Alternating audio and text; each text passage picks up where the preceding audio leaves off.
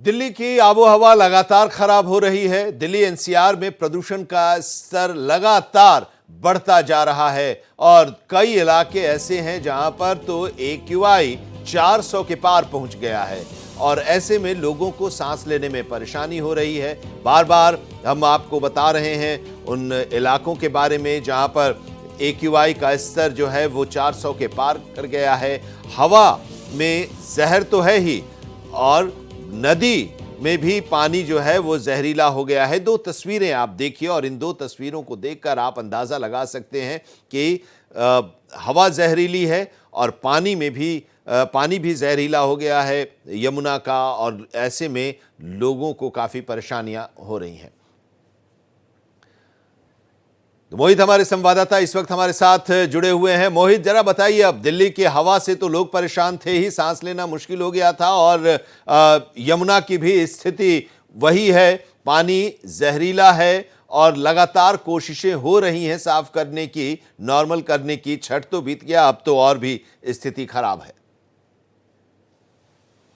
आनंद जी, बिल्कुल स्थिति खराब है और आप इसका अंदाजा इस बात से लगा लीजिए कि पानी में जहर है, पॉल्यूशन का कहर है, आम आदमी किस तरफ जाए। और ये दोनों पहर में है, मतलब सुबह भी है, शाम को भी है। अब कहां जाएंगे, सांस कैसे ले दिल्ली में। और ठीक है, आज मैंने मास्क हटा रखा है क्योंकि आप समझिए कि थोड़ा सा जिस इलाके में मैं खड़ा हूं AQI हल्का फुल्का ऊपर नीचे हो सकता है, लेकिन AQI बहुत ज्यादा है। दिल्ली के कई इलाकों में जहां मैं जिक्र कर रहा हूं 500 के आसपास AQI है और ये पिछले 5 दिनों से लगातार इसकी स्थिति यही बन रही है। और कल आपने वो तस्वीर देखी, एक ऐसी तस्वीर जिसने हर किसी को झकझोर कर रख दिया। दिल्ली में पूर्वांचल और बिहार के, उत्तर प्रदेश के, झारखंड के कई सूबों के लोग यहां पर रहते हैं और पिछले कई सालों से वो अनावृत तौर पर इसी तरीके से वो छठ मनाते हुए आए हैं। चाहे शीला सरकार हो, मदन लाल खुराना का सरकार हो, चाहे वो सुषमा स्वराज के समय की बात हो या फिर शीला दीक्षित की बात हो या फिर मौजूदा गवर्नमेंट की बात हो, लगातार सरकारें इस तरीके से छठ पर्व को मनवाती आई हैं। और लेकिन इस बार ऐसा हुआ कि छठ की अनुमति नहीं मिल पाई क्योंकि यमुना का पानी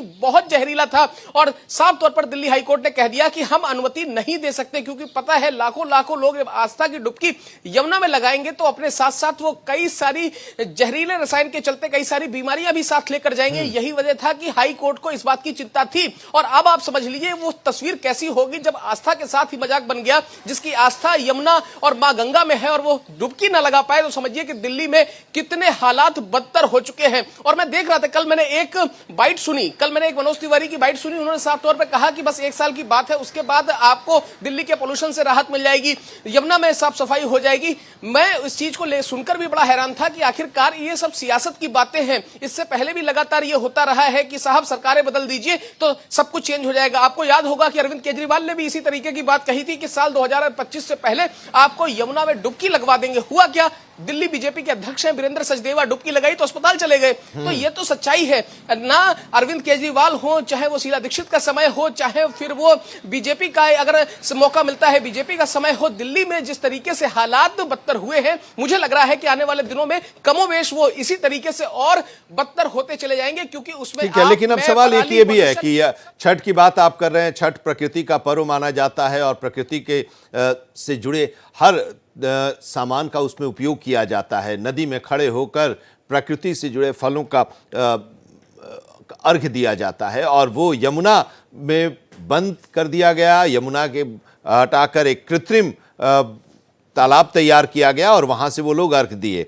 लेकिन अब ये भी है कि दिल्ली की सरकार, दिल्ली का प्रशासन जो है इस प्रदूषण से निपटने के लिए डायरेक्शन भी दे रहा है, गाइडलाइंस भी जारी कर रहा है, ग्रैप भी लागू है। तो ऐसे में कुछ स्थिति में बदलाव होता या उसका कुछ असर दिखाई दे रहा है?